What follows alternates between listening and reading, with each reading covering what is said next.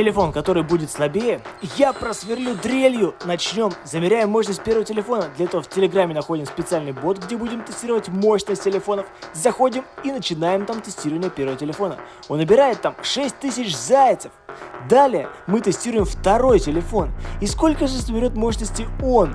Он собирает гораздо больше, 16 тысяч зайцев. Это значит, первый телефон я просверливаю дрелью, как я обещал.